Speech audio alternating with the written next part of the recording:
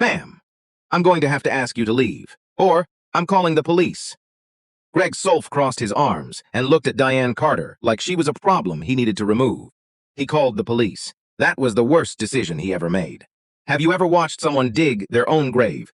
One phone call at a time. 843A. Pinnacle Trust Bank, Buckhead Branch, Atlanta, Georgia. This happens every single day in America, in lobbies just like this one. Marble floors, gold ceilings. That particular kind of cold air that tells you, before anyone opens their mouth, that this space was not built for everyone. Diane Carter walked in carrying a worn leather bag her mother had given her at college graduation. Inside, a 47-page acquisition document for a $200 million deal. She was the CEO of Apex Capital Group, the third largest shareholder of the bank she'd just walked into.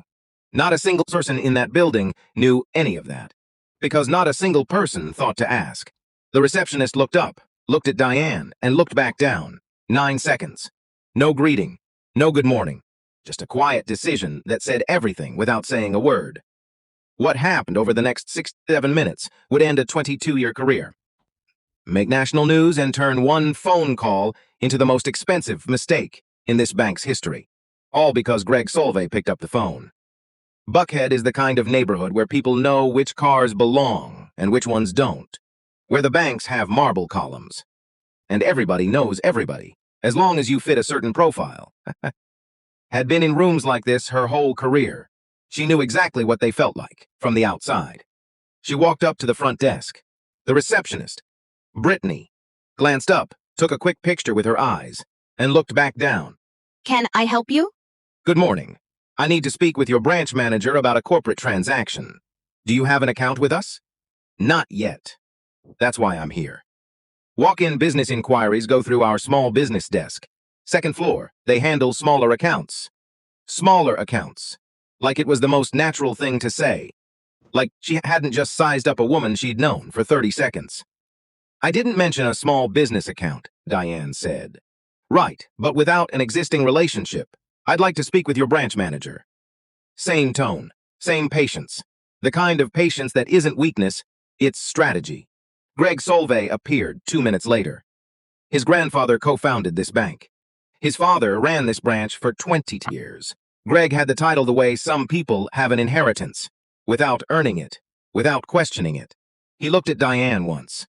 Natural hair, worn leather bag, the absence of the specific kind of expensive that Buckhead recognized on sight. His mind was made up before he opened his mouth. What kind of account are we looking at? Business checking? Line of credit? It's more complex. I'd prefer to explain privately. Of course, our corporate services division handles accounts above a certain threshold. I want to make sure we're the right fit. What threshold? Diane asked. Pause. He didn't answer, because the threshold had nothing to do with money. Look, Greg said, his voice dropping just enough to feel like a warning. I think our small business team upstairs would serve you much better. They're very accommodating. Diane looked at him steadily. I'm not going upstairs, Mr. Solve. She turned, walked to a row of chairs along the lobby wall, sat down, and opened her laptop. She wasn't going anywhere. She could have led with her title. Could have dropped her company name in the first 30 seconds and watched the whole room shift. She didn't. Because how a place treats you before they know who you are, that tells you everything about who they actually are. Nearby Tanya Ross was waiting on a cashier's check that was taking too long. Tanya was a freelance journalist, published in The Atlantic, Bloomberg, with the specific skill of watching things carefully without appearing to watch. She'd seen Brittany's 9 seconds. She'd seen Greg smile. She pressed record on her phone, face down on her knee, and waited. By the entrance, Deshaun Willis stood at his post. 58 years old, 11 years at this branch. 2 months from retirement. He crossed the lobby quietly and stopped beside Diane. Ma'am, I've seen this before. You don't have to stay. Diane looked up at him, took in his face, the careful way he'd said it, the fact that he'd bothered at all. I know I don't have to, she said.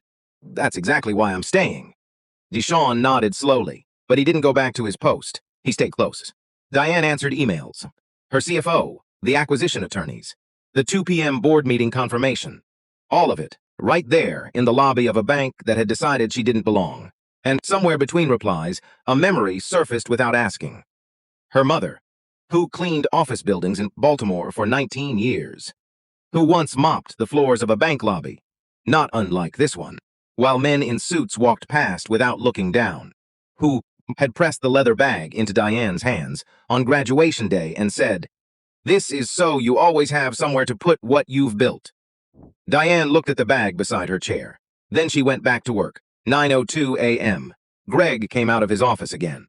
He looked at Diane still sitting there, laptop open, completely unbothered, and something shifted in him. Not toward reason, toward irritation. He walked over. "Ma'am, I've been more than patient. This is a private financial institution, and you're disrupting our lobby. I'm going to have to ask you to leave." "I'm sitting quietly and working," Diane said. "I haven't disrupted anything." "You don't have an account here. You don't have an appointment, and you're refusing to follow staff guidance." He straightened up. "If you won't leave voluntarily, I'll have no choice but to call the police." The lobby went quiet. Other customers looked up. Tanya's hand moved to her phone. Deshawn took one step forward. Diane looked at Greg for a long moment. "Mr. Solvay," she said quietly, "I strongly suggest you think about what you're doing right now." "I've made my decision," Greg said. He pulled out his phone and dialed 911. "Yes, this is Greg Solvay, branch manager at Pinnacle Trust Bank on Peachtree Road in Buckhead. I have a trespasser refusing to leave the premises. I need an officer sent over." He hung up, looked at Diane with the satisfaction of a man who believed he'd just solved a problem. He hadn't solved anything. He'd just lit the fuse. The two officers arrived in 8 minutes. Officer Ray Tillman was 44 years old, 15 years on the Atlanta PD. He'd worked Buckhead long enough to know that most calls from this branch were noise complaints and parking disputes. He walked in with his partner, Officer Keisha Brown, scanning the lobby with the practiced calm of someone who'd seen a lot of unnecessary situations. Greg rushed toward them. "Thank you for coming. That woman over there," he pointed at Diane, "has been refusing to leave for almost 20 minutes. She has no account here, no appointment, and she's been causing a disturbance." Tillman looked across the lobby at Diane. She was sitting in a chair, laptop open, coffee cup on the side table beside her, completely, almost unnervingly, calm. He and Brown walked over. "Ma'am," said, "I'm Officer Tillman, Atlanta PD. The manager says you've been asked to leave. Can you tell me your side of things?" "Of course," Diane said. She didn't stand up, didn't raise her voice. "I came in this morning to discuss a corporate matter with the branch manager. I was redirected to the small business desk without being asked about my needs. When I declined to leave, Mr. Solvay called you." Tillman nodded slowly, writing nothing, watching everything. Then he looked at her again. Really looked. Something crossed his face. A flicker of recognition, the kind that starts somewhere in the back of the brain and works its way forward slowly. "Ma'am, I'm sorry. I have to ask. Have we met before?" Diane looked at him. "The Governor's Economic Summit, November. You were part of the security detail." The room went still. Tillman straightened up, turned to his partner. Something unspoken passed between them. He turned back around, but not toward Diane, toward Greg. "Sir, did you ask this woman what her business was here before you called us?" Greg blinked. "She refused to follow proper procedures." "Did you ask her?" Tillman said again, slower this time, what her business was. Greg opened his mouth, closed it. "She didn't have an appointment." "Sir," Tillman's voice hadn't risen. It didn't need to. "You called police on a woman who was sitting quietly in a chair, in a bank lobby, during business hours." He let that sit in the air for a moment. The other customers in the lobby weren't pretending not to watch anymore. Tanya's phone was up. Deshawn was standing at the edge of the scene, arms crossed, expression unreadable. Greg looked around the lobby. For the first time, he seemed to notice the audience he'd created. "There's clearly been a misunderstanding," he started. "Yes," Tillman said. "There has." He turned back to Diane. His voice changed, not warmer exactly, but more careful, more honest. "Dr. Carter, I apologize for the circumstances. Do you need anything from us?" Greg's face went white. "Dr. Carter, not ma'am, not this woman. Dr. Carter." Diane stood up, closed her laptop, picked up her leather bag. She looked at Greg Solvay with the expression of someone who has already decided what happens next and feels no particular urgency about it. "Mr. Solvay, I'd like that conference room now." He couldn't speak. He nodded. They walked to the conference room. Greg sat across from Diane with the specific energy of a man falling in slow motion, watching the ground come up. Diane opened her bag and placed a bound document on the table. Greg looked at the cover. Apex Capital Group. Acquisition Framework. Pinnacle Trust Bank. Confidential. I'm the CEO of Apex Capital, Diane said. We've been in acquisition talks with National Meridian, your parent company, for 4 months. I hold 3% of Pinnacle Trust stock. That makes me your third largest shareholder. She paused. After today's board vote at 2 p.m., that number changes considerably. The silence in that room was total. You called the police, Diane said. Not as an accusation, as a fact, on a shareholder.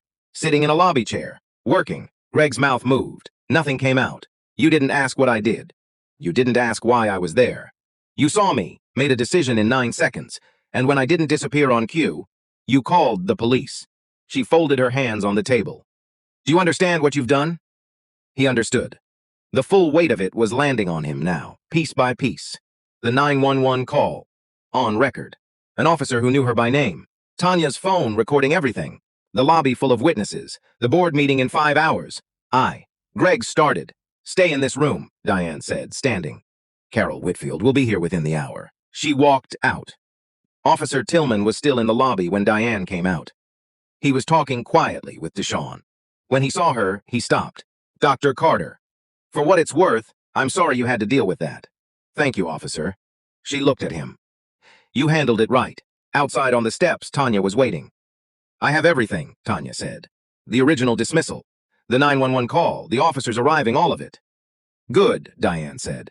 Print exactly what happened, every word. The article ran the next morning. Black CEO called police on while sitting in bank she was about to acquire. AJ's, Bloomberg, NPR, CNN picked it up by afternoon. The 911 recording, which became public record, was 11 seconds long. Greg's voice, calm and certain, reporting a trespasser. 11 seconds. That's all it took for a 22-year career to end. The internal investigation found 11 formal complaints against the Buckhead branch over 4 years. Differential treatment. Redirected service. Customers made to feel like they didn't belong, who had put it in writing and been quietly ignored. Greg was terminated within the week. Brittany kept her job. She went through 6 months of genuine training, the uncomfortable kind. She was resistant at first, then she wasn't. Deshawn worked his final 2 months. On his last day, Diane called. I'm building an advisory board. People whose job is to tell leadership what it's missing. You spent 11 years seeing everything from that lobby. A pause. I'd like you to keep doing that. For us. He said yes before she finished the sentence. The acquisition closed on schedule. All 23 branches under new direction. Not because of public pressure, but because one woman sat down in a lobby chair and refused to disappear. 3 months later, 14th floor, corner office. Atlanta spread out below, a city built in no small part by people who never got to see it from this height. Diane hung the leather bag on a hook behind her door. Her mother had carried it through lobbies, not unlike the one in Buckhead. Invisible, unhurried, doing the work. Diane stood there for a moment. Then she sat down and got back to work. Here's what Greg Solvay never understood. When he picked up that phone and dialed 911, he thought he was removing a problem. He was actually ending his career in front of an audience. The police didn't save him. They were the moment everything unraveled. Because one of those officers had stood in a room with Diane Carter before, at a table where governors sat. And when he said her name, the whole story changed. Diane didn't win because she was powerful. She won because she was patient, because she stayed, because she kept working while someone was literally calling the police on her for sitting in a chair. And here's the thing that stays with me. She never raised her voice. Not once. She didn't have to. What do you do when someone calls the police just to make you disappear? You stay in your chair. You open your laptop. And you let them show everyone exactly who they are. Share this if it hit home. And drop your thoughts in the comments. We read everyone.